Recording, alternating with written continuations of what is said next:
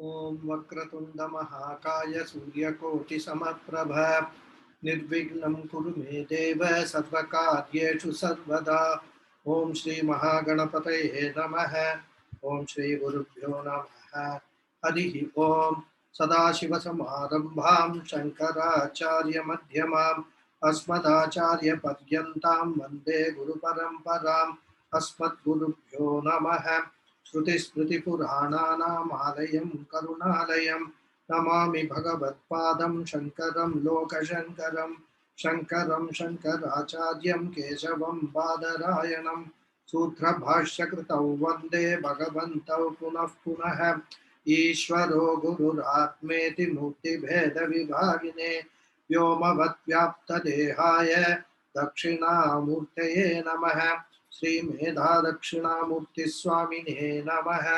ओम सहनाववतु सहनौ भुनक्तु सह वीर्यं करवावहै तेजस्विनावधीतमस्तु मा विद्विषावहै। ओम शांति शांति शांति। हरि ओम श्री गुरुभ्यो नमः। हरि ओम। Namaste Namaskaram. to all of you. Namaskaram. Namaskaram. So we are seeing the 11 anatmas in some detail. If you all recall, these are all parts of the or dimensions of the Sukshma Sharira. That is what we are seeing now. So Pancha Jnanendriya, no, sorry, this is Sukshma Sharira. So there were Sharira Trayam and then Avastha Trayam and also Panchakosha.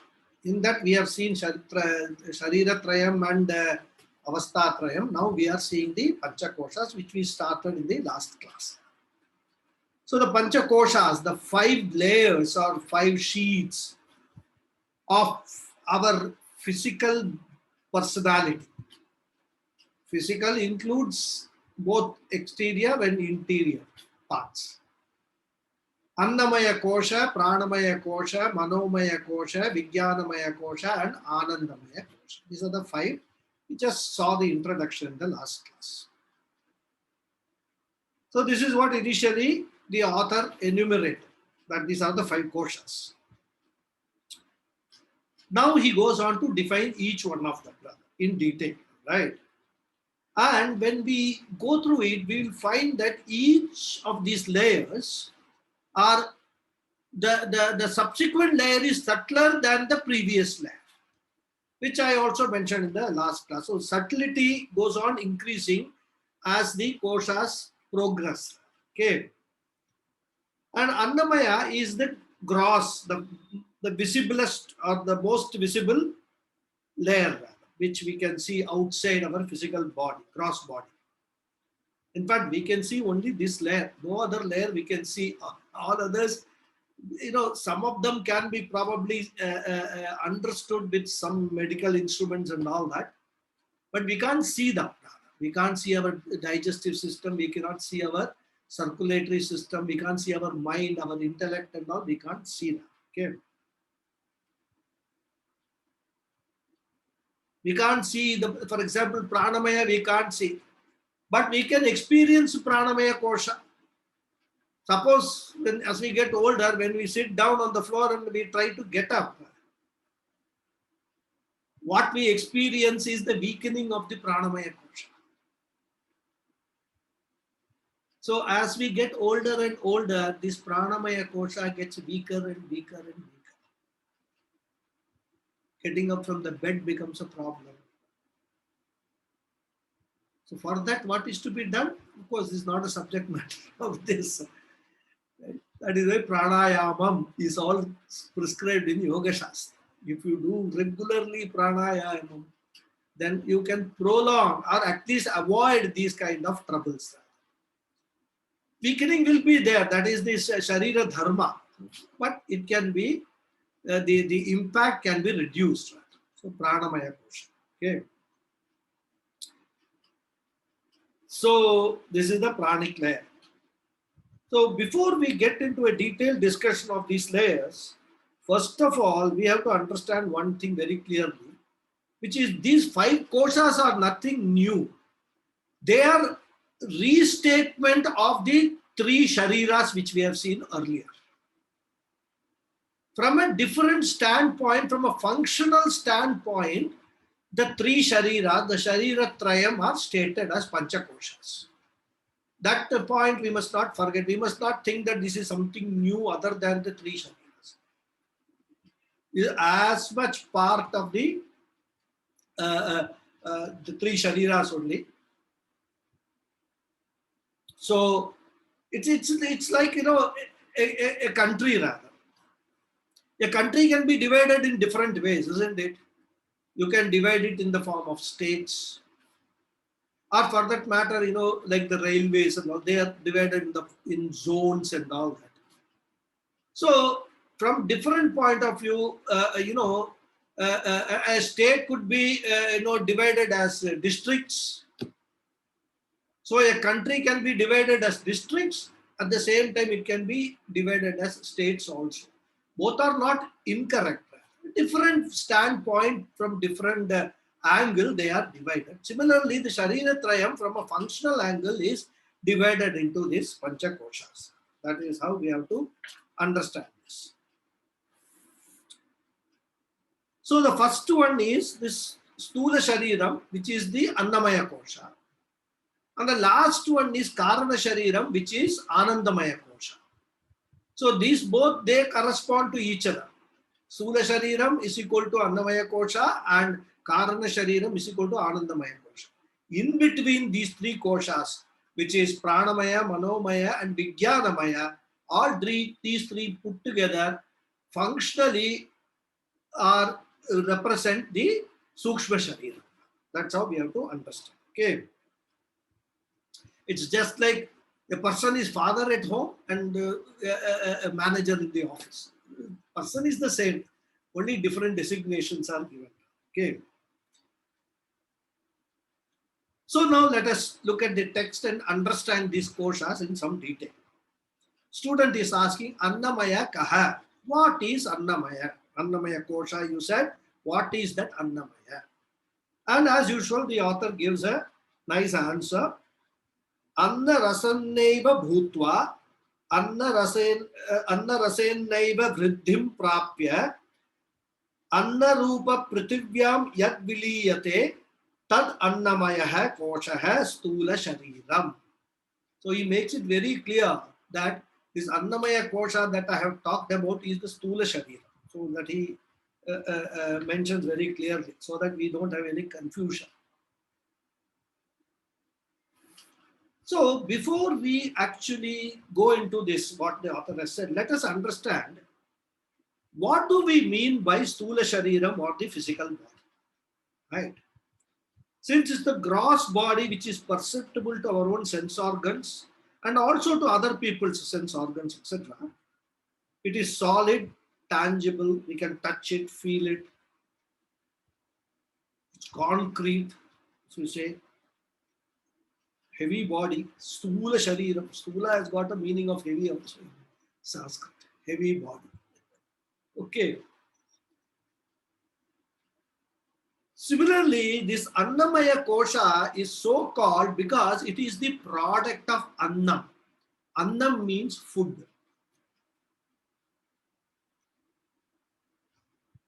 This gross body is manufactured out of the raw material which is called the annam or food that we consume.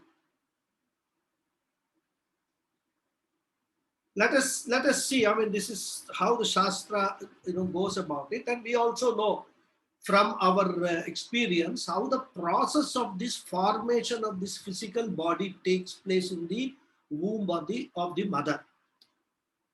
How this human body is formed. The parents have consumed food.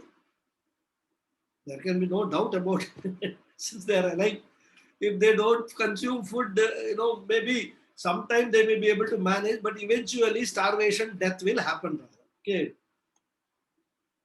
So the food that is consumed by the father is converted into the seed in the father's body, which we call the sperm or whatever it is, and which is the main cause for the production of the physical body. But father alone is not enough. Mother has also consumed food. And that food consumed by the mother will get converted into in the mother's body as an egg, or what we call an ovum.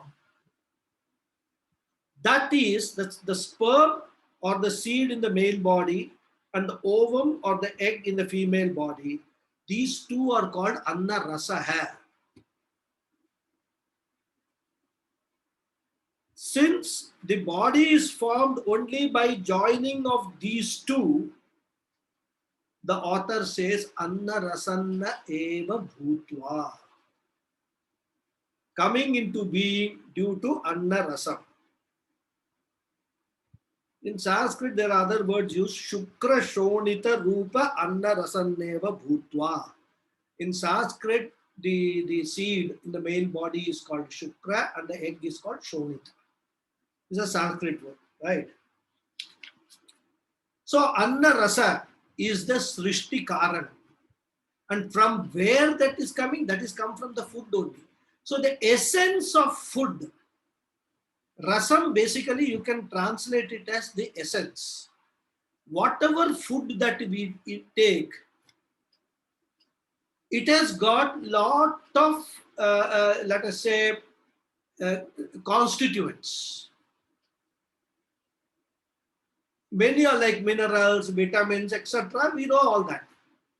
And all these are all required for various functions of the body, various parts of the body. They all get digested, and then all those constituents are taken to the body.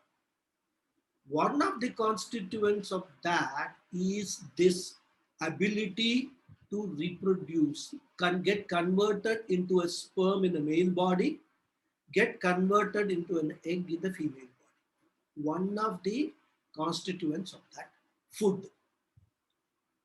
That is what is Anna Rasam. Okay. In fact, in the scriptures, there is an Upanishad which is exclusively, which deals with maternity. It is called Garbhopanishad. It's very detailed and how the child is formed, how the child grows, etc. Everything is detailed. But we don't need to study that Upanishad now, because we are not interested in how the child is born and all that, right? The class is not about begetting children. Okay. So, after saying Anna Rasam Eva Bhutva, that is having been conceived, being brought into existence because of this combination of this Anna Rasam, then he goes on to say, Anna Rasannaiva Vriddhim Prapya. The physical body grows because of that food only. That is why when the mother is pregnant and all that, people say you must have healthy food, you must eat, lot of good stuff and all that. And some people give that mother saffron and all, thinking that the complexion of the child will be fair. So many jokes are there, when we talk about pregnancy, we can actually talk about it. The complexion, everything is all decided by the past karmas of that to be born child. Nothing to do with saffron, Kashmir saffron and all that. But it's okay. Maybe that saffron has got some good qualities which will help the growth of the child or prevent some complications taking place. Because of that, the saffron is given by the old people without giving the reason. They say that because we always want some attractive reason only, isn't it? Attractive reason is, if somebody is fair, very attractive. Somebody is dark, not attractive. This is again a mindset problem. Right? Anyhow, so Vriddhim Prapya means growing. So Annam is not only a Srishti Karanam, but it is also a Sthiti Karanam. That is, it sustains the growing body, the physical body in the womb for that period of whatever 9 months or that period of pregnancy, right? So after that, pregnancy is over, the body is born. Till then, the body survives only on the food eaten by the mother. Okay. But once the baby comes out, thereafter, if the body has to grow, the baby also has to consume food, isn't it? So once again, the annam gets converted into what? Carbohydrates, proteins, salt, minerals, calcium, potassium, sodium, iron, all these things, which are collectively called annarasam. So you see the food, how it acts on the formation of the physical body. Because people, if you ask the scientists, they will say physical body is formed by this combination of this, the seed and the ovum. Where did the seed and ovum get that power to combine and make a physical body? What is the source of that power? Because our spit, which is there, does it have a power to reproduce, to make another body? There are so many fluids in our body. Does any of those fluids have that power to make another physical body? So, this food which we consume, and that is why, food is a very revered thing. Before we eat, we must pray. We must pray with a very sincere heart. And if you do that, and if you follow a very strict discipline about your food habits, you will lead a long and healthy life. Long life many people may live, but healthy life is the question mark. So whenever we are eating food, we must approach food with lot of reverence, lot of respect. In fact, the best thing what we do in our culture, we offer that food first to God. And then only we consume, because we consider that whatever we offer to the God, it gets purified of all its defects and its shortcomings. And once we consume that food, it goes as a purified food. That is why, stale food is never offered as Naivedya. Things like prepared with onion, garlic and all are never offered as Naivedya. Why? Because if you understand the ultimate message of the Vedas, the ultimate truth of our existence, which is the Mahavakya Aham Brahmasmi, when we are talking about God, Ishvara externally, as we grow in our spiritual path, we start understanding that there is no external God. The God we are talking about is me only. My nature, my Swarupa is that God we are talking about. It is only due to, our ignorance that we do all these things, puja, etc., for external, entity. That is required because that is the starting point. We have to go through that route. But eventually, when we reach the higher state of awareness, when we understand that our Swarupam is Sachidananda Swarupa, that the Ishvara which we have been looking at in the temples or looking at outside, is that Ishvara is very much myself alone, then the food that we eat is a Naivedyam we are offering ourselves.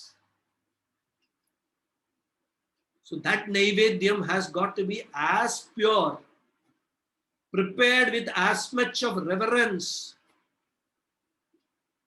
as we actually now do whenever we prepare some naivedyam or prasad for offering to God in a temple or even in our home puja and all that.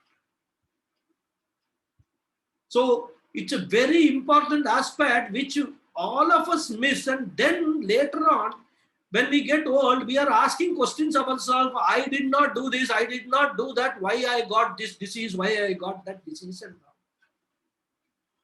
That is because you did not do anything right. Everything you have done in your life is wrong things only. Even though you might have been advised by your grandparents and all, still you ignored them.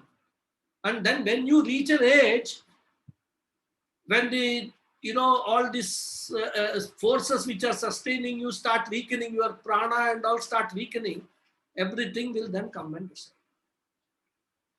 So that is why, in our culture, before eating the food, we actually do a naivedyam.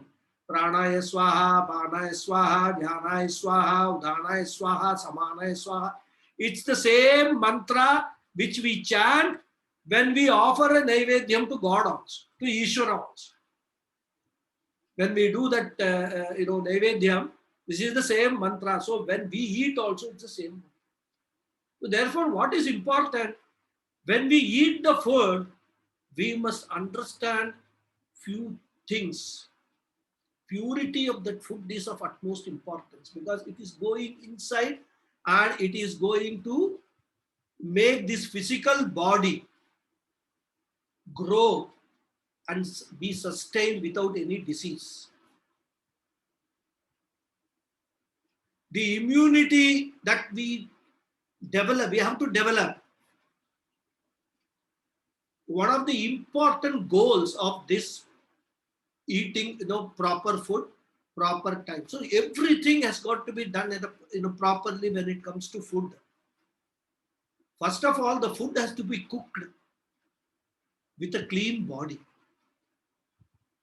That's why old people and all in our villages and all, ladies who used to cook, they will first get up, take their bath. Then only they will cook.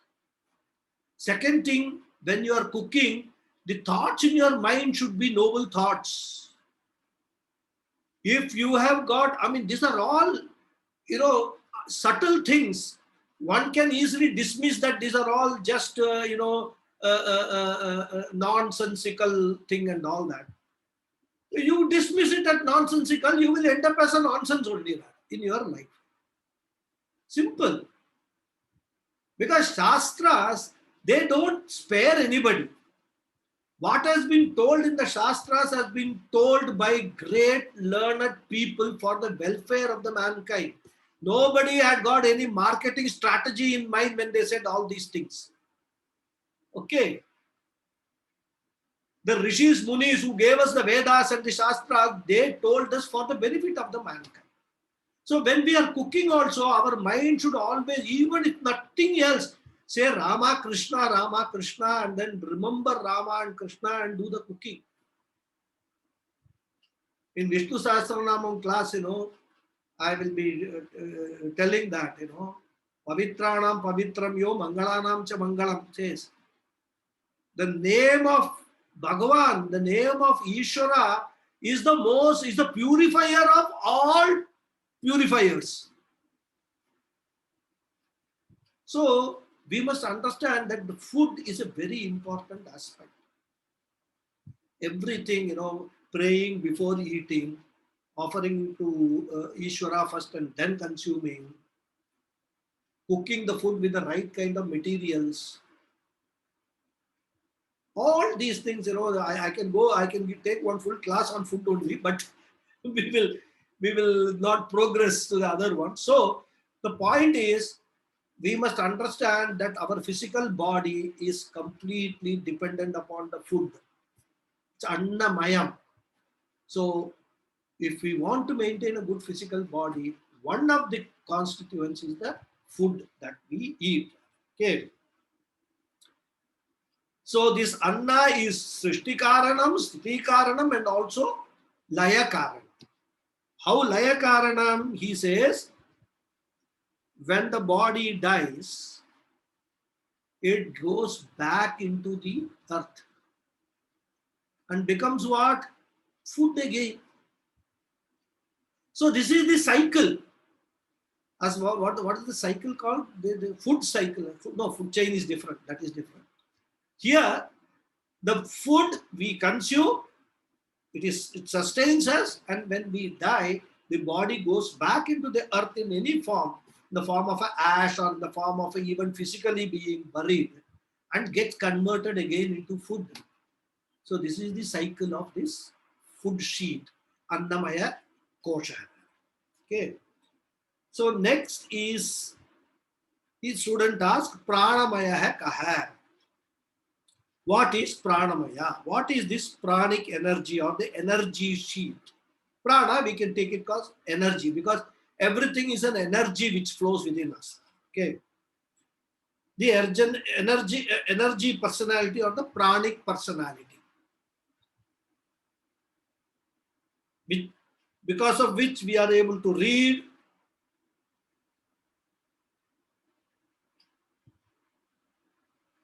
and we are able to do all our activities now.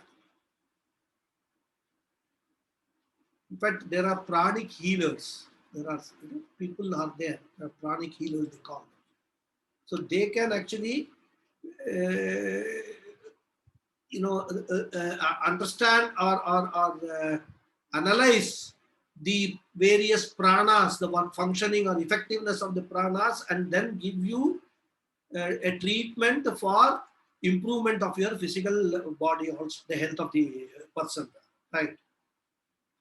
They talk about some aura and all that. They can read the prana. Now, according to that pranic system, each individual has got a different aura which they can read. Of course, it's all again subtle matters. We need not go into that. But there are pranic healers and all that. Their focus is on this pranamaya kosha. They want to make it function properly. Okay. So the author is explaining, Pranadhyah Panchavayavah Bhagat Indriya Yat Indriya Panchakam Pranamaya Kosha. So Pranadhyah Panchavayavah. The pranic layer consists of the fivefold physiological system. Prana Adi, Prana Deha, he says. So what's a prana? Prana, Apana, Vyana, Udana, Samana. These five systems are there, which we have seen earlier also when we saw when we were discussing about Sukshma Sharira, right? Prana is the respiratory system. Apana is the excretory system. Vyana is the circulatory system. Samana is the digestive system. And Udana is the reversing system. So these are Pancha Bhayavaha. It's called the five pranas. And they are alone responsible for generation of the energy in the body. And when this energy becomes weak or when it gets exhausted, what happens? We feel hungry. Right? And so we eat food. Again, that food is the sustainer. It gives energy to our body. And the stored energy is expressed in the form of Kriya Shakti, the power of action, which is expressed through the Pancha Karmendriyam. We have seen the organs of action. Every Karmendriyam is an outlet through which the Kriya Shakti expresses itself. Through our walking, talking, undertaking physical exercises. So this Pancha Karmendriyam also comes within the Pranamaya Kosha. We must understand that. Therefore, the author is saying, Pranadhyaha Panchavayavaha, the fivefold physiological system, Vag Adi Indriya Panchakam. That's why he says Indriya Panchakam, Vag Adi. So we have seen that Pancha Karmendriyas, Vak means power of speech. Adi means the other 4 organs, which are what? Vak, Pani, Pada, Payu, Upastha. The 5 organs which we have seen. That's why in a dead body, Annamaya is present, but Pranamaya has left. That is the difference between a dead body and a live body. Live body has got Pranamaya working. In a dead body, Pranamaya has switched off, finished. That is why it becomes dead. Okay. So that is Pranamaya Kosha. Third is Manomaya Kosha Kaha, he asks. He says, Manascha Jnanendriya Panchakam Militva Yo Bhavati Sa Manomaya Kosha. Very nice definitions the author has given. The main part or the main aspect of our psychological or emotional health is the mind. That we all know. Everything is in the mind, they say, isn't it? Mind is the seat of all emotions and also the seat of all desires. So, whereas Pranamaya represented Kriya Shakti, Manomaya represents Icha Shakti. Because there are 3 powers Shastras mainly divide in our body. Kriya Shakti, Icha Shakti and Jnana Shakti. So Kriya Shakti is the layer which is a Pranamaya, whereby because of which we are able to do all our actions. Manomaya is Icha Shakti, the power to desire.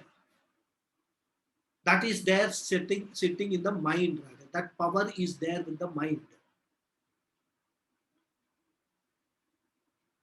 So Manomaya's job is generating all these desires. And the Pranamaya's job is fulfilling those desires. We must understand. So somebody is wanting to go for some big shopping. You can understand that Manomaya is now acting up. And then that Manomaya is actually pushing the Pranamaya to go walk to the shopping complex and do the shopping.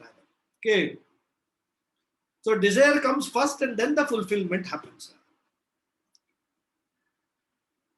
Even this Tattva Bodha, first there was a Manomaya, desire to learn what is Tattva Bodha. Then Pranamaya acted, then you all joined the class. Right. So that is the job of Pranamaya. In fact, the Pranamaya also helps us to sit through the lectures. Because that Manomaya Icha Shakti is still continuing. People whose Icha Shakti has become very weak, they will leave the class and go.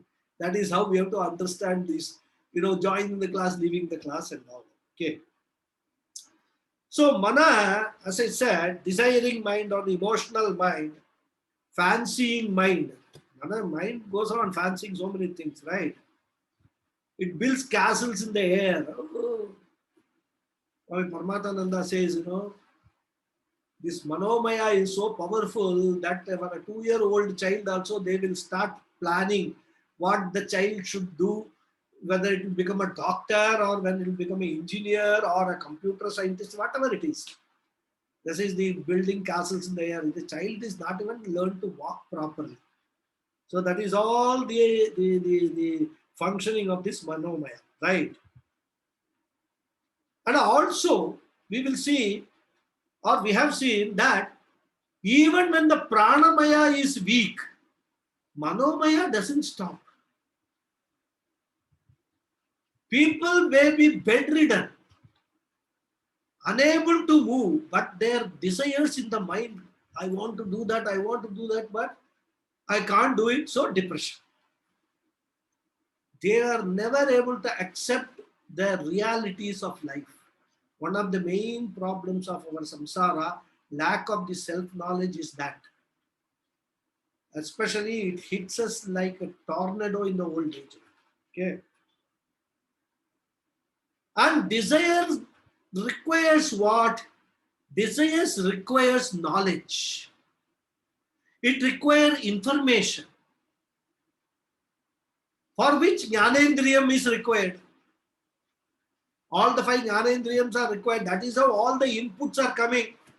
And in fact, all these marketing fellows use best use of this Manomaya Kosha.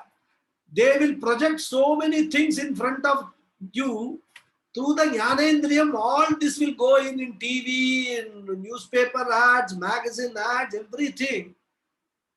The desire becomes so strong that whether you need it or not, whether it is good for you or not, nothing. The Manomaya will take over and dictate to the Pranamaya. Go and get it. Somebody calls you, this restaurant which has come very newly here in our colony. Yeah. What about that? They have got a beautiful dish. You must try that dish. So delicious. They put so much ghee on top of it. It just changes the aroma, the flavor, so many things. All this our Strotrendriya is taking inside and start building castles. Today, lunch preparation cancel. Call that restaurant, order for the dish, home delivery. No analysis. What is that dish? Whether it's good for my health or not. And you do that. Not all. Some people will suffer the consequences of that also. So this is all Manomaya acting on our this strong desires. Okay. So his author is saying Manascha Jnanendriyam Militva, Pancha Jnanendriyam Militva. So when the mind and the five sense organs, when they combine together, five sense organs, eyes, ears, nose, tongue, skin, five. Yo bhavati, that which is born, sa manomaya kosha, that is called manomaya kosha, which is the psychological or the emotional sheath of the body, manomaya kosha. Thus, pranamaya is the combination of 10 organs, right? What are the 10 organs? Pancha pranaha and the pancha karmendriya. And manomaya is the combination of 6 organs, which are there, manaha and pancha jnanendriya. You must remember, we saw 17 organs, 5 pranas, 5 jnanendriya, 5 karmendriya, 1 manas and 1 buddhi, 17. Out of that 17, the author has till now covered 16 of them in pranamaya and manomaya. Okay, that's why I said, when we saw that as a sukshma sharira sapta dashakaladibihi, that was the phrase used, 17 parts for sukshma sharira.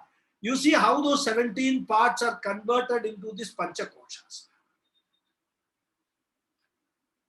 So 16 are covered. What is left in the sukshma sharira is vijnanamaya.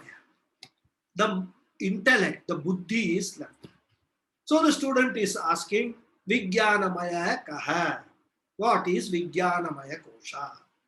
The intellectual or rational, the knowledge layer of our personality. Okay. The author says, Buddhi Jnanendriya Panchakam Militva Yo Bhavati Sa Vijnanamaya kosha.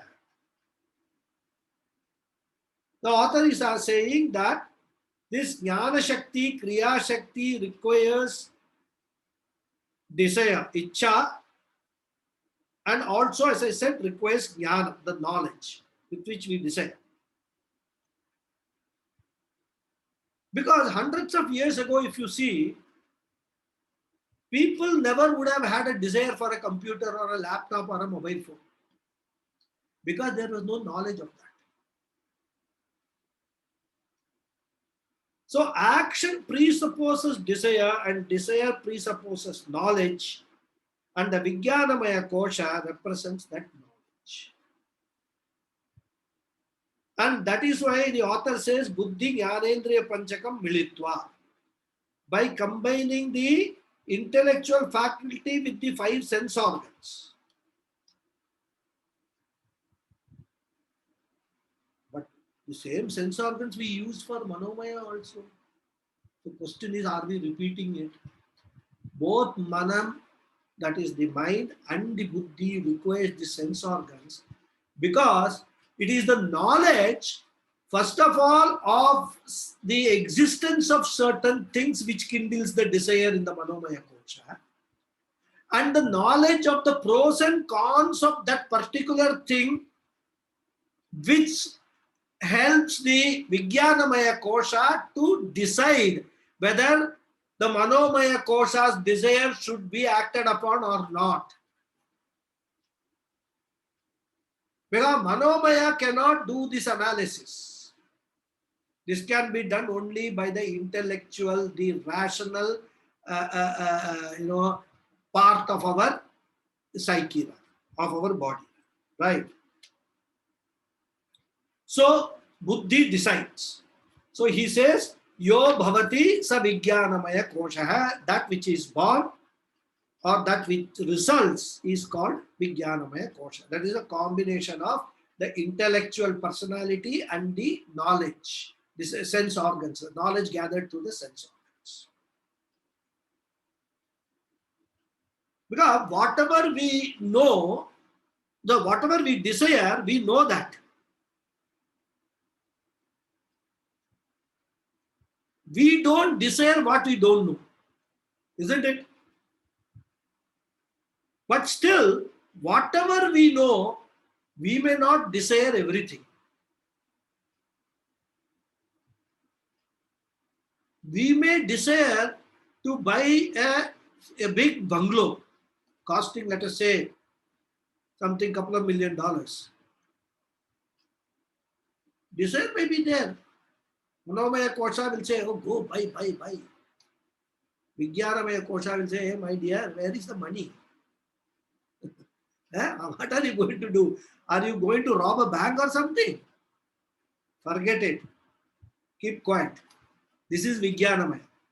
So whatever we may desire, the Vijnanamaya says, no, this is possible, this is not possible. You can go ahead with this. We have seen that, when we go for, say, Diwali shopping to a sari shop. So many saris they will show. Beautiful, beautiful saris. The lady will be, seated like the queen. The husband like a small jack, of a card of packs in the side. Waiting when that final decision will come to buy 1 or 2 saris.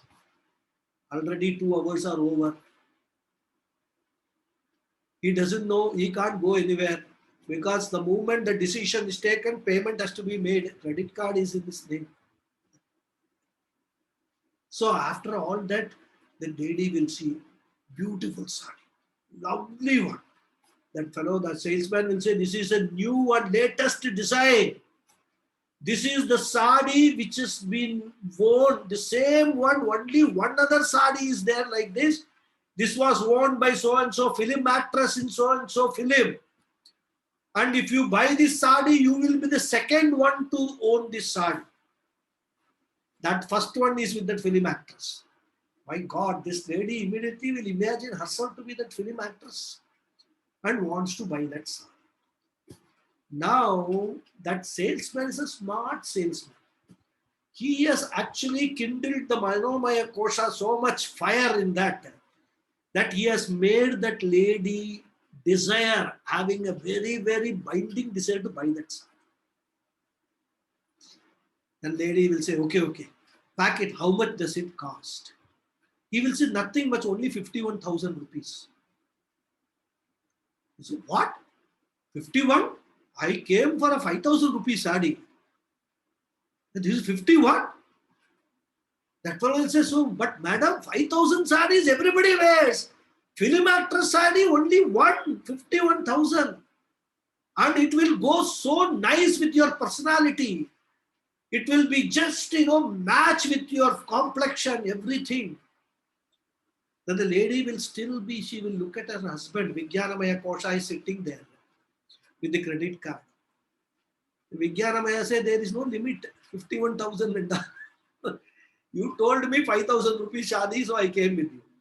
So Vijnanamaya will put a stop to that desire. So that is the job of the Vijnanamaya Kosha.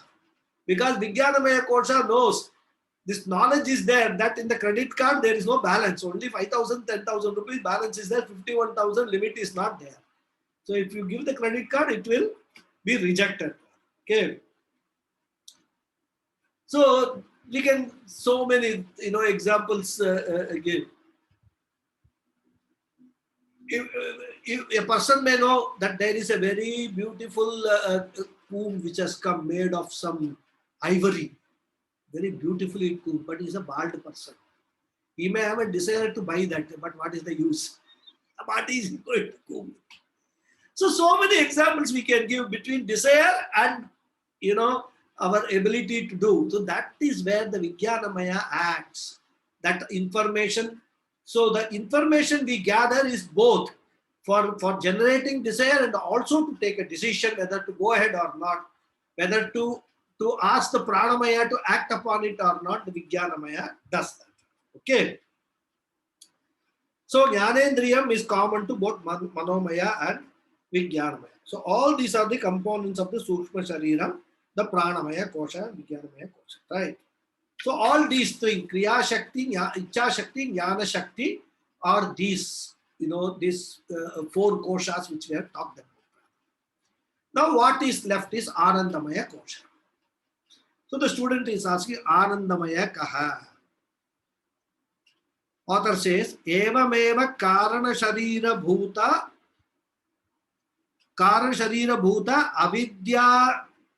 Avidyastam Malina Sattvam Priyadi Vritti Sahitam Sab Anandamaya Kosha hai. Etat Kosha Panchakam. These are the 5 koshas. So he is giving a very involved definition of Anandamaya Kosha. We have seen the Karana Shariram earlier. One of the important aspects of the Karana Shariram we saw was avidya or ignorance. And Karana Shariram is the state of Sushupti when comparing to the Avasthatraya. All that we saw in the earlier classes. Where everything resolves in the seed form. All knowledge is resolved. Everything, all desires, all actions, everything gets resolved in this Karana Sharira or the Sushupti Avastha. Right? The seed condition of everything is called Karana Sharira. It is not that actually it is dissolved, it is as if resolved. Okay. Actually dissolved means the person will not get up at all. As if it is resolved for us during the Sushupti Avastha. Because the world continues for all others. It's only for us when we are in the deep sleep state, all our organs, everything is resolved. We don't experience any emotion, nothing.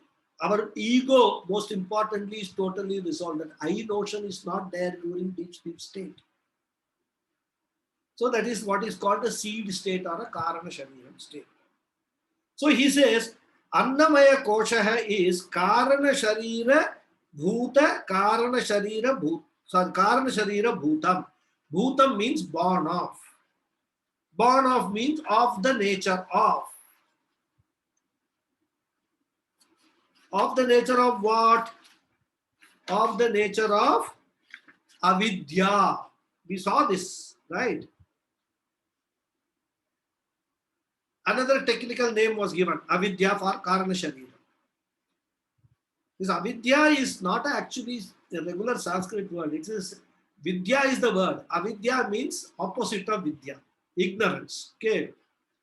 But here it is used in the sense of a mula vidya. Again, we have seen what is mula vidya, the basic ignorance principle. Not ignorance of an object or a thing, but ignorance as it is. That is mula vidya. Because of which only we have ignorance of everything. So when we are in this deep sleep state, we have got twofold experiences. One experience is total ignorance, the state of no information, unaware of anything we are. In fact, we don't even know that we are sleeping. So that is why, as I told in the last class when we saw Karma Shariram, we can't say, I am sleeping when you are in deep sleep state. Because there is no present tense. So first is we experience this ignorance or ajnanam. And here the word ajnanam is given a new terminology called malina sattvam by the author. Okay. It's a technical word. Malina sattvam is a very beautiful word because it means obstructed knowledge. Because we can understand ignorance as either no knowledge or knowledge is there but it is not manifesting. Now, when we see the deep sleep state, what is the situation? All that knowledge that we have gathered during the waking state is still there in seed form. But it is obstructed. It cannot manifest because of the sushupti avastha.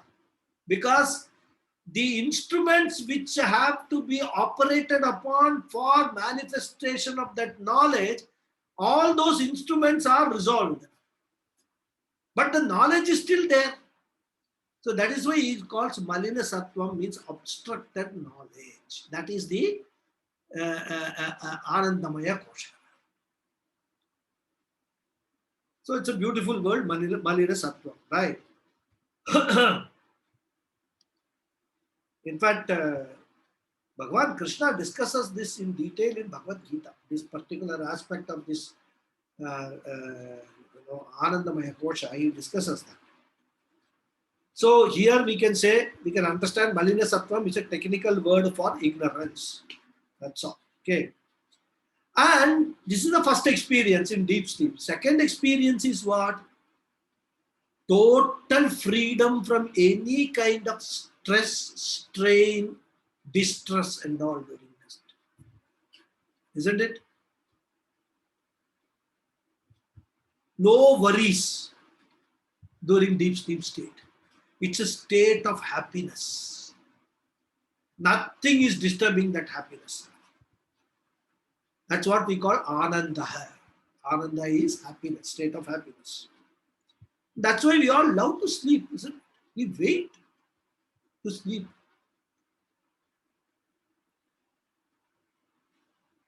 In fact, people love to sleep because that not only gives them happiness, but also others around it gives them happiness. Isn't it? Especially mothers with small children will know this as a truth.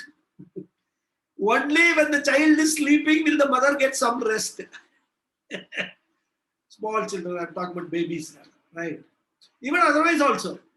Even if the child is little, if the boy to finish that, the mother will not get any rest even when the boy grows up. Only when he goes out of the house, only the mother will get rest.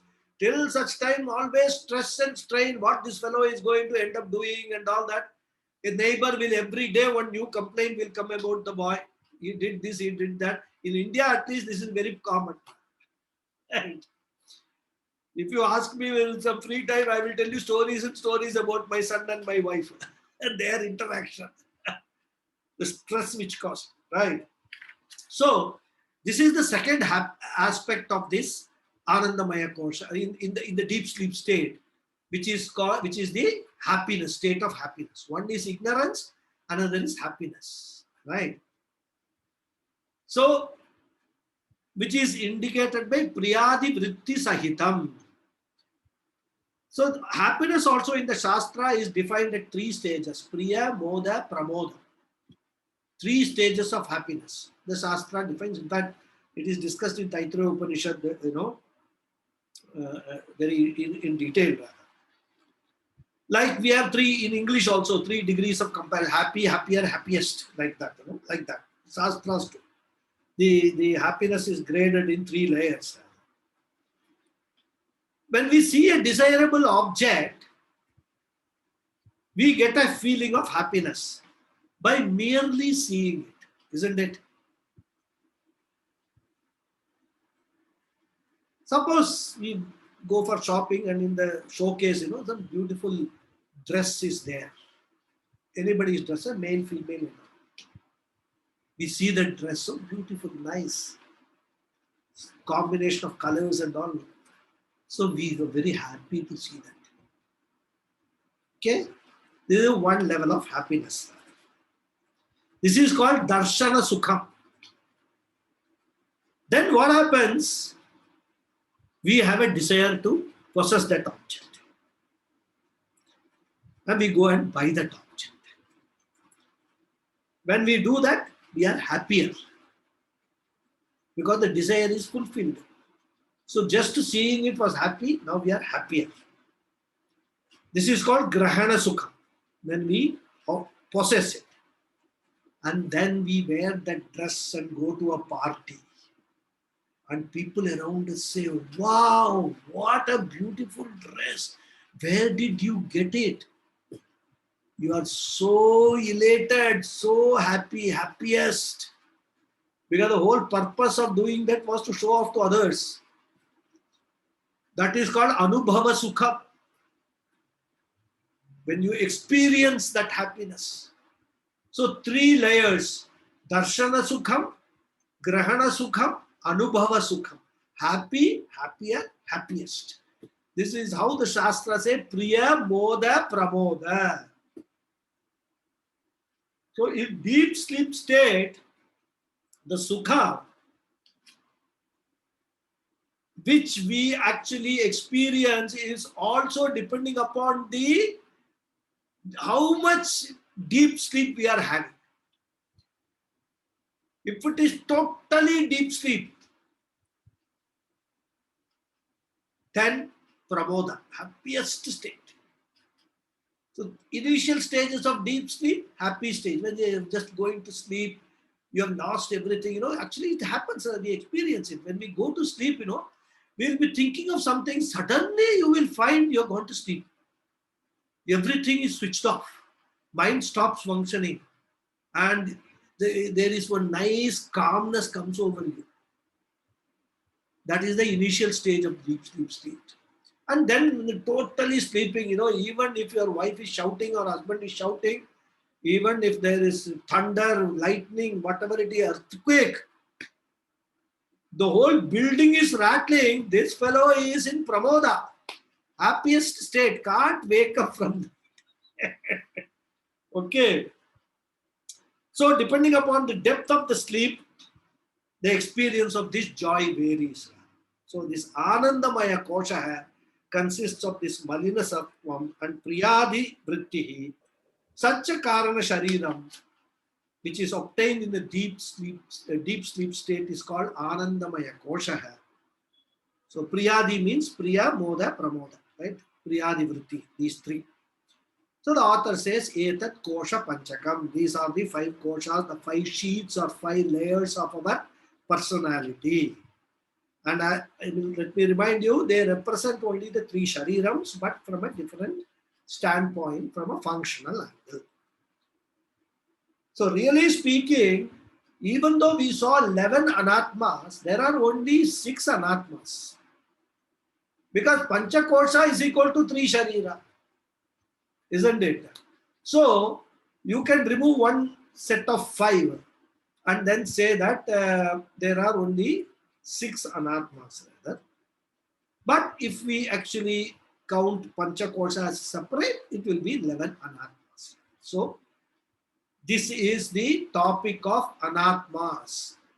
And this topic very important to understand, because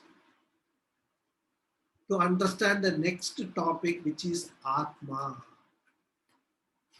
What is Atma? The author is now going to deal with in the next topic. And he will say there that whatever you have seen as this anatma, your physical body, your sukshma sharira, your karana sharira is not you. But what you are Atma. And what is that Atma? He will see, he will describe in the next chapter, which we will see in the next class. Okay.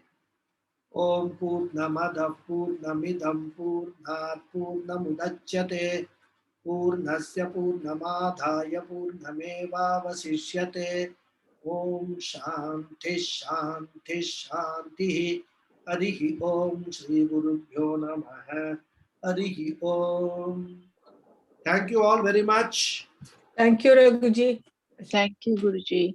I have a question. Thank you and namaskaram. Yes, please. Questions? When we were discussing this pranamaya and manomaya, Yeah. you mentioned pranamaya has 10 subdivisions and manomaya has 6, but it says only of pancha jnanendriya. Where is which is the 6th one? See, the pranamaya is 5 pranas. Yes. Prana, Yana, Udana, Samana, 5 pranas. Yes. Prana, Apana, Vyana, Udana, Samana, 5 pranas. And also the 5 karmendriyas. Vak, Pani, Payu, Upastam. Vak, Pani, Pada, Payu, Upastam. The 5 organs of action. Yes. So that is 10. Yes. Comes in pranamaya. Yes. In pranamaya, correct? Yes. In manomaya, there are 6. One is mind, manaha, manas, Oh, okay. and the 5 jnanendriyas. Okay. Okay. That is 6. So besides manaha, it is 5 jnanendriyas. Yes. But what happens is in Vijnanamaya also is 6. Yes. Because it is buddhi plus 5 jnanendriyas. Okay. So there is a double counting.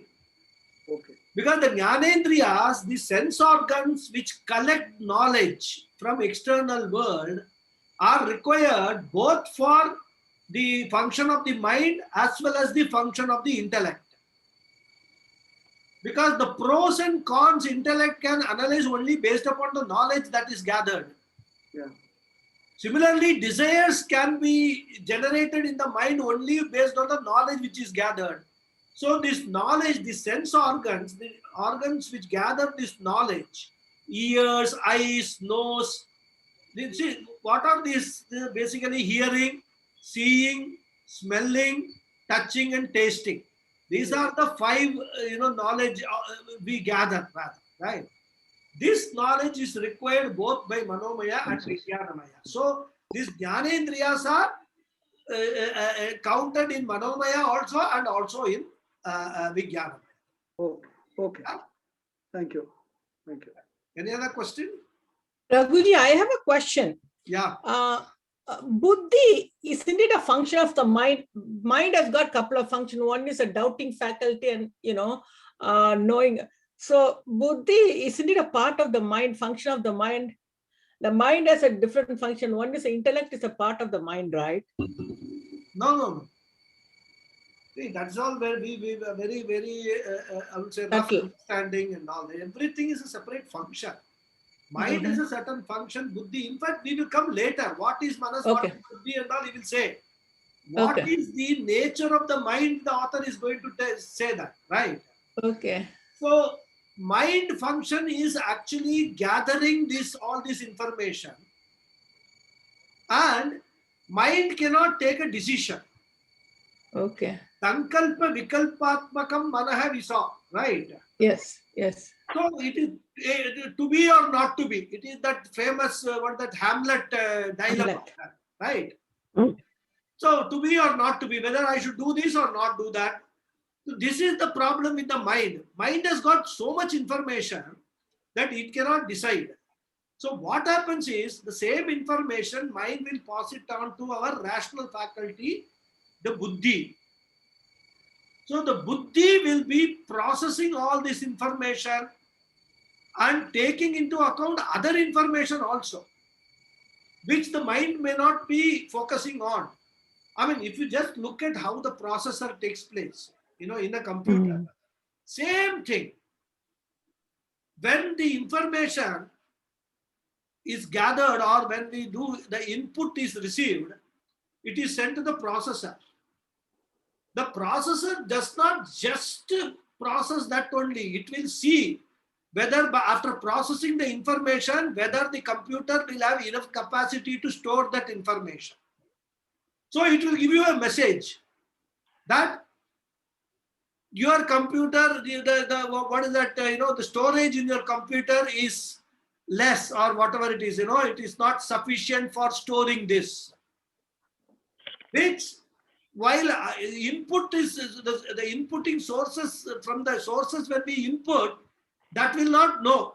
Only it is when it is processed, it takes some other information also. Similarly, our buddhi, when it is processing all these desires of the mind, whether we should do it, not do it, we should go in for it, not going for it, the buddhi will process and then take a decision. They will done, it will tell, okay, mind, you can go ahead with it. You can tell the karmendriyas to go and do this action. This you cannot do. So this is the function of the buddhi. So that's why I said, whenever we say mind, we in actually manas, when we say in Sanskrit, it only denotes one aspect of 4 aspects of antakarana. Mana, manaha, buddhi, chitta, ahankara. Ahankara, yes, yes. More we must understand this kind of analysis and all you will not find anywhere. When the mind is there in the brain and all. That is what a lot of people are still thinking. Our shastras go into all this in a very, very minute analysis. So even buddhi doesn't store them. The storage part is hard. That hard disk is chitta. That is where the information is stored. So chitta has got lot of information, present information and past information, correct? Yes. Now what happens? You see the process. The mind sees certain things, some beautiful things, and the desire comes in the mind. Mind has got no access to chitta.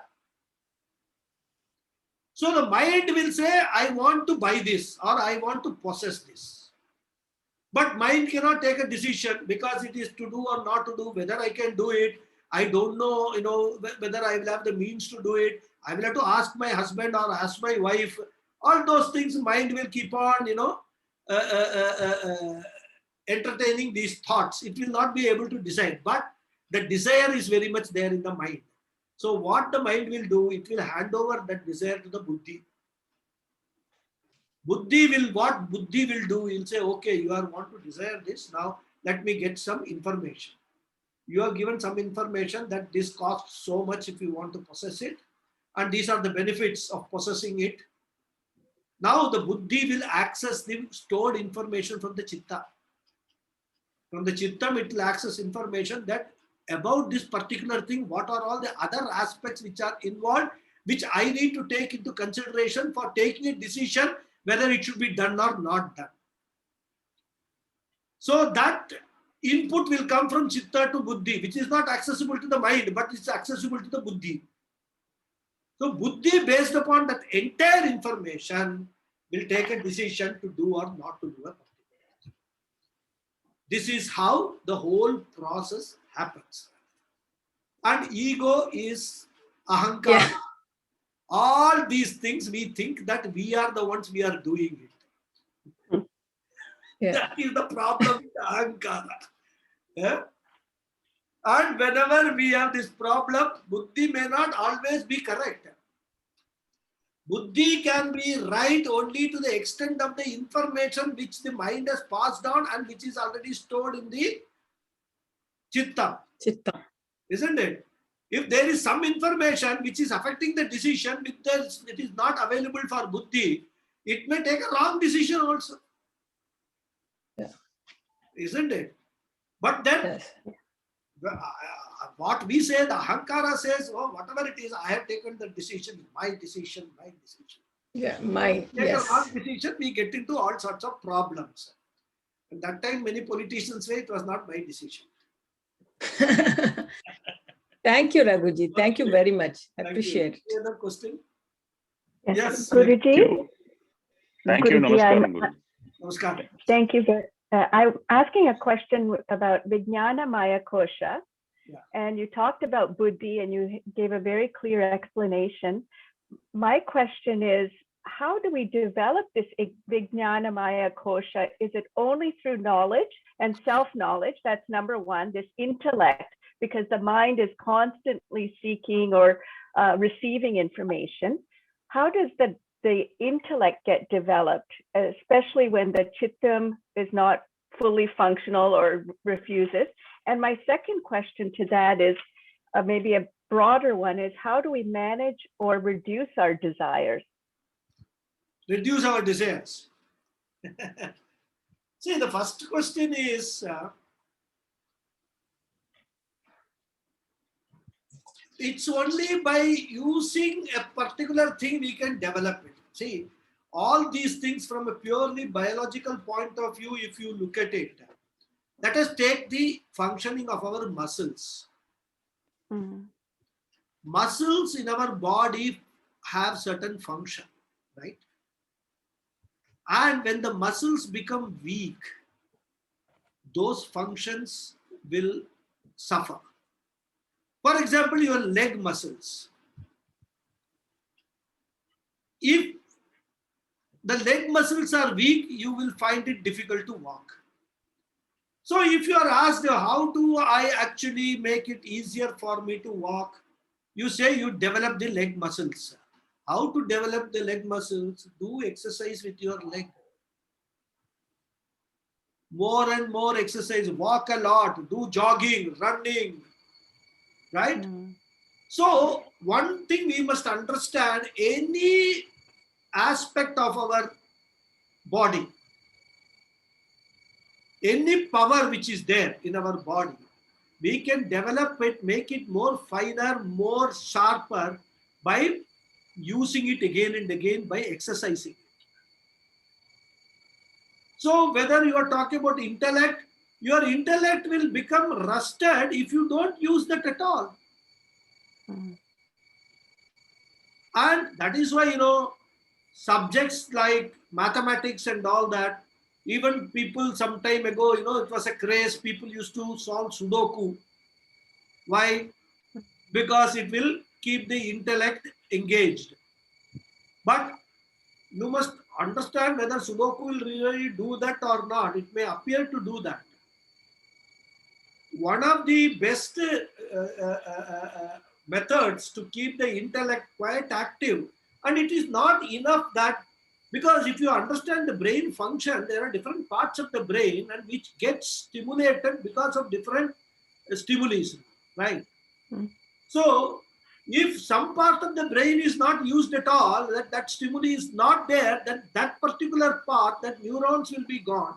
I am talking not from a Shastra point of view, but from a practical biological point of view, that those neurons will die. Then it will be very difficult to reactivate those neurons in the brain. Ultimately, that is what it's all about, right? It is just like a hard disk, certain sectors getting corrupted. In an external hard disk, it's all divided into sectors, exactly replication of our brain. And the information is stored in all those sectors. Now, if some sector is corrupted, then you can't access that information. So, If you understand how the computer works, you can understand how our human body works. So what happens is you have to go on exercising that brain. And one of the best ways, and this is not, I'm not saying it any biased view, is Sanskrit language. The Sanskrit language, it is believed, if you study that language and continuously be with that language, use that language, it actually activates the maximum part of our brain. So, because the language is not a very easy language, let me tell you, it is like one of my Sanskrit students was asking, it's not like 27 alphabets. Sanskrit language, just in English, we have got only A. In Sanskrit, equivalent is A. A itself has got 18 forms in Sanskrit. Can you believe it? So this is the vocabulary of Sanskrit. Just one alphabet which is there has got 18 forms. So how many alphabets are there in Sanskrit? Even the alphabets are much more than, the vowels and consonants are much more than this 27 which we talk in English language. So it is a very, very involved and a highly developed and exotic language. So that, you have to go on doing such things and give work to your brain. It's challenge. Unless you challenge your intellect will not develop. So Sanskrit language gives you that opportunity to challenge your intellect.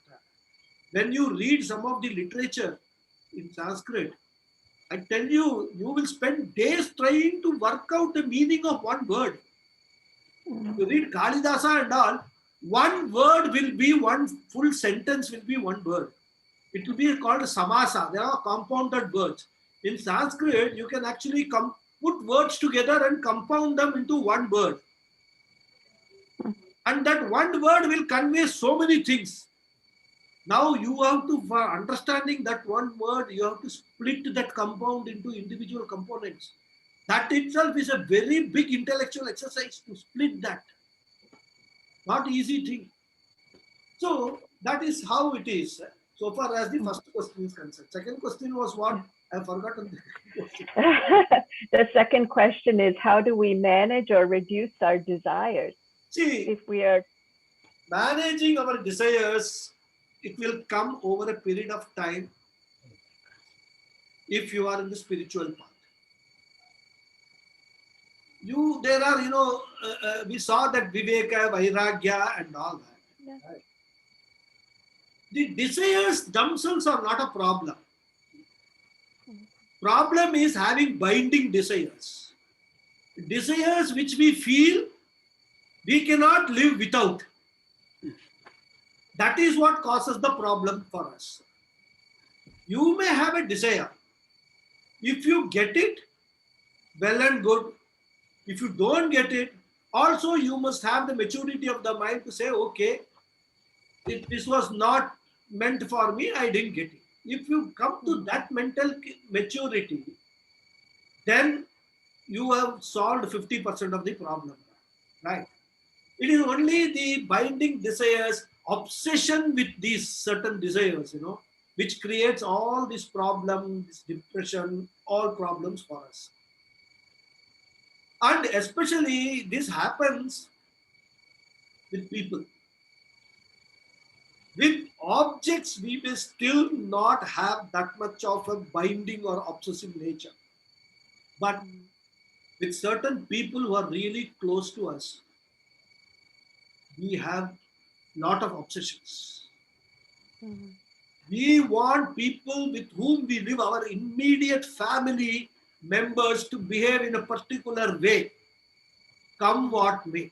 That is a desire and we want them to do it. If they don't do it, either we will make them do it or we will suffer because of their non-doing. So there, what I advise people is, if you go on analyzing, all these kind of binding desires arise because of one thing, Everything is relationship driven. In fact, all our transactions are relationship driven in our life. When we relate to something, there is a connection which is established, whether it is relating to an object, whether relating to a person. When we have no relations, we have no connection at all, and we have no stress at all. Because of any stress, any problem in our life comes into being because of these relations. Now, in the relations, there are two types of relations that we have: special relations and general relations. Right. General relations also do not affect us. For example, your neighbor is there, or somebody in your area. You have a general relation.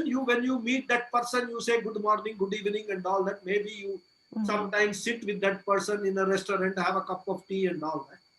Beyond that, you have no relation with that person. General relation. General relations do not cause any distress or any stress in us. What causes stress in us is special relations. We have a special relation with our spouse. We have a special relation with our parents. We have a special relation with our children. We have a special relation with our siblings. These special relations is what causes all troubles, all difficulties, all miseries, all sorrows in our life. So to answer your question, convert all special relationships into general relationships. The third part of that then is, it's a wonderful explanation and I appreciate it very much. The third part of that is, if there is that willpower to do that, to transfer or convert all special relationships to general relationships, I may be willing to do that. But what about those that are not, that are the special relationships that are not necessarily willing or able to let go? I would be willing to let go. How about others who are so attached? And maybe this is a much more involved discussion, but you know, I can make a sankalpa to go with the general relationships and be friendly to everyone and have that very nice distance. But others may see me and say, what happened to Suleika? Is so attached before and is just very friendly now. They may have some negative impression of that and feel that something is being lost, where actually it's not meant to disassociate, it's meant to detach. Yes. I can understand where they are coming. Let me ask you a question. Please. Now we are all in this Corona COVID times, right? Yes. What are we doing? Self-preservation is the first priority for any living being. We must use our brain to understand that. Right? Even if you have your special relationship, I am an old person. Let us say I am, in the category of vulnerable to this infection. Even if my son has gone to a party and come, I will tell him, don't come anywhere near me. Why? Because I run the risk of being infected by my son. Right? He may not suffer because of that, because he may carry the infection, because he is young and all that, he may not have any problem, but he can pass it on to me. So for me, that becomes my self-preservation, becomes the most important thing in my life. Worry about yourself. Don't worry about what others will think, what this fellow will say. You know, these are all emotional issues we get entangled with. If I want to follow my spiritual path, it is a lonely path. I have got only one person along with me, and that person also comes only up to a distance. That is my Guru. My Guru will hold my hand, take me up to a distance in the spiritual path. After that, the spiritual journey is my personal journey. Nobody is the co-traveler in the spiritual journey, not even my spiritual brothers and sisters. They are all in their respective journeys. So when you actually study this, your focus should be on what? The next topic we are going to discuss. Your focus should be on your Atma, not the Anatmas. All these 11 things, Anatmas we saw, if you remove that focus from there and focus on your true nature, which is what the spiritual path is all about, all these things automatically will get removed. From an emotionally driven personality, we will convert ourselves to be an intellectually driven personality. And when intellect takes over, emotions have no place there. Let anybody say anything, doesn't matter. Because those people are saying it because of their ignorance. They don't know what is your journey. They are in their own path. When they come to your stage, they will understand what you are today.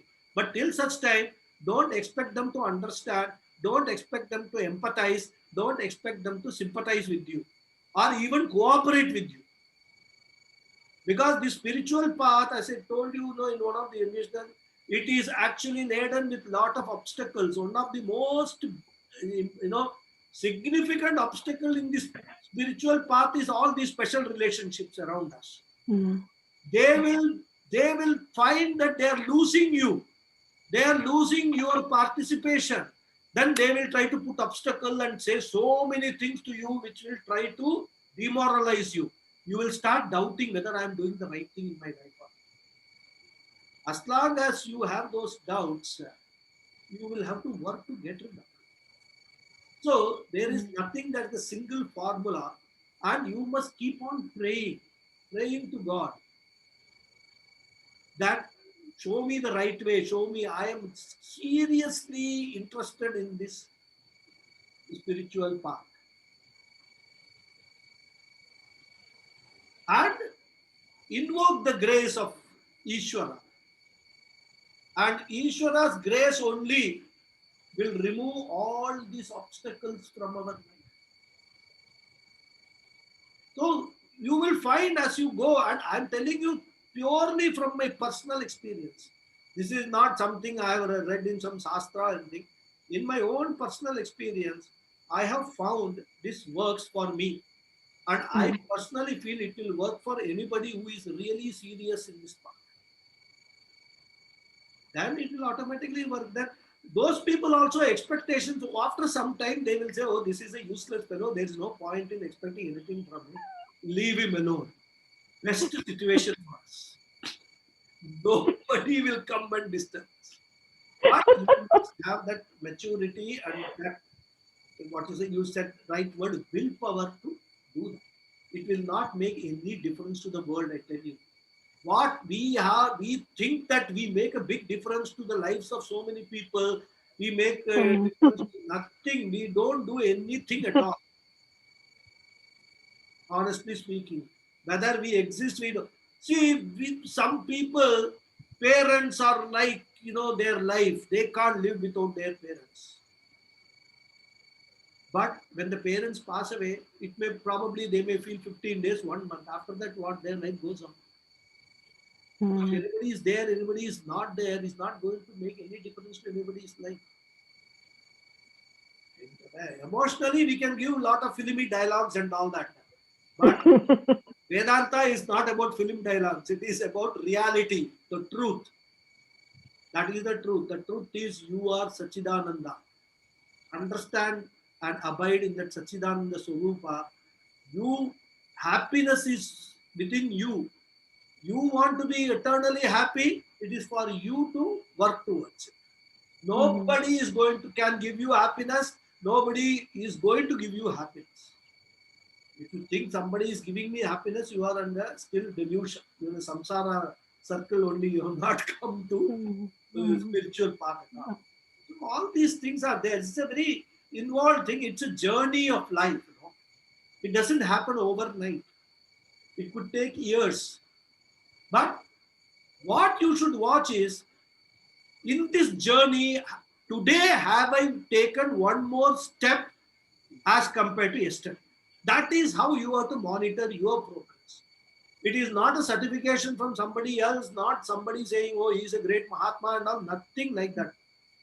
You Right, must say, have I made a progress? You must be able to judge your own self. You're not actually judging. Judging is also not the right thing. You must be able to evaluate your progress on your own. Only other person who can evaluate is your guru if he is in proximity. If you are living with the guru, then guru can guide you. In fact, he will tell you, you must do this sadhana, and all. So many sadhanas are there. Because Adi Shankara has written a very beautiful text called Sadhana Panchakam. Sadhana Panchakam, he talks about 40 sadhanas which a spiritual seeker should do right from basic, because it seems that before Adi Shankara left his body, his students asked him, what is your message for us? Can you tell what we should do in this spiritual path? So this Sadhana Panchakam, he composed. It's a beautiful text. I have taught this text to some of my students earlier. So 40 sadhanas he talks about, and we have to follow each one of them in the spiritual path. And stage by stage, we have to follow. So there are enough, prescriptions which are there for us. Instead of focusing on whether mind should be developed or this should be done, focus on the path itself. What I should do in this spiritual path. And automatically you will travel. Yes, please. Thank you. Any more questions? There was a raised hand. Yes, Hariji. Namaste, Guruji. Namaste. Very,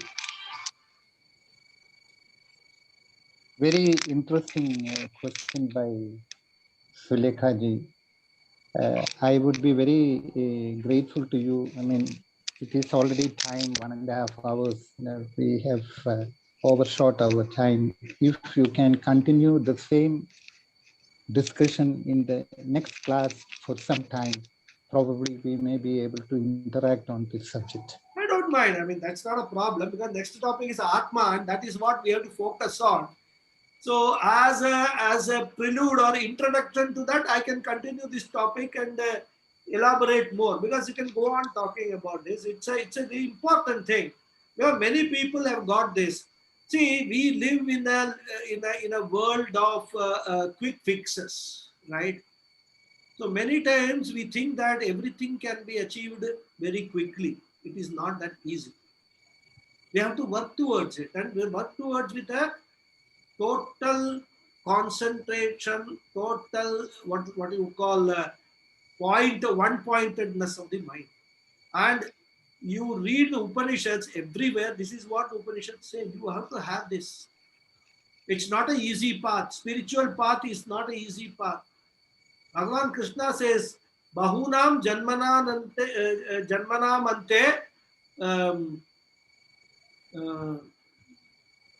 Bahunam janmanam ante Jnanavan. Huh? Anybody remember this? Jnana. Bahunam janmanam Jnanavanman prabadyate Vasudevam sarvamiti Mahatma sudurlabha. So towards the end of so many births, he says that people understand what is Ishvara. And in that also, the people who understand that Vasudeva, that is, everything here is only that Vasudeva. Vasudeva here is not the name of Krishna. Vasudeva has got a specific meaning in Vedanta. Vasudeva is the Brahman. Is the only thing that Mahatma Sudurlabha is very, very rare. So the spiritual path is not an easy path. Because it is, the first question was how to strengthen our intellect. Intellect is, as I told you, you have to keep on giving exercise to the intellect. Yeah, that is the Vedanta. It is the entire Vedanta, whether it is Bhagavad Gita or Upanishad, whichever may be the Shastra we are studying, it is all appealing, it is all making our intellect to work and think and rethink. It is a reflection, the process of reflection. Yeah. The assertion and negation, and they say that you have to churn so that that scum comes out and you get the nectar finally. Yeah. So to me, in the mundane world when we are living, the only thing that can help us to strengthen our intellect is our Vedanta study, where we are negating the non-essentials and asserting the essential, the Atma and Atma. That is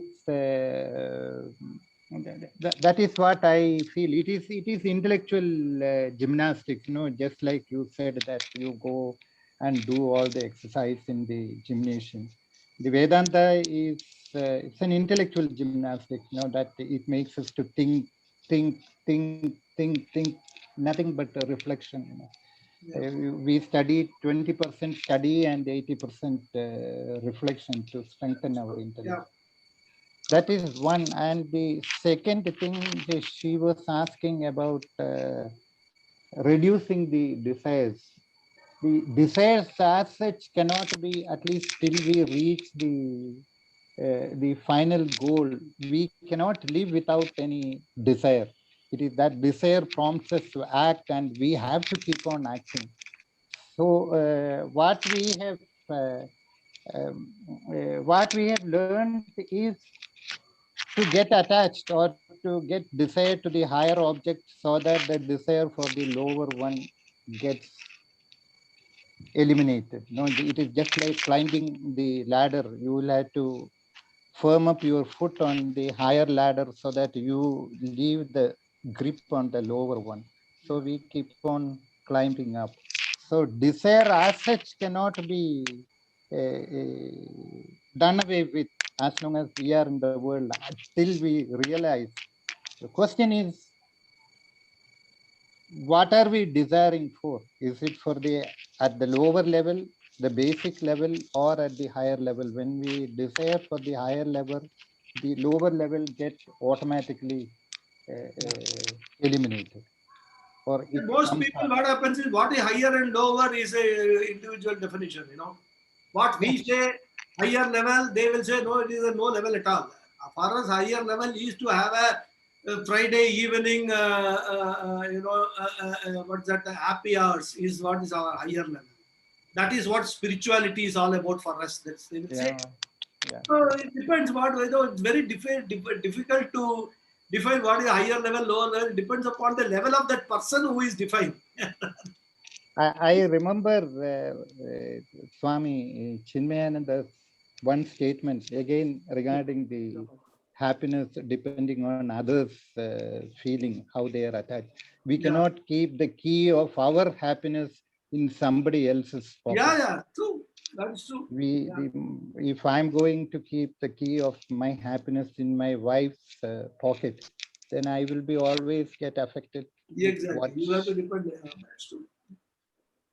Anyhow, it was so nice of this question that made me to. Next class we'll start with this basic discussion on this, and then go to Atma topic. It's an important topic. Okay. Thank you. Hari Om. Thank you very much. Hari Om to everybody. Thank you.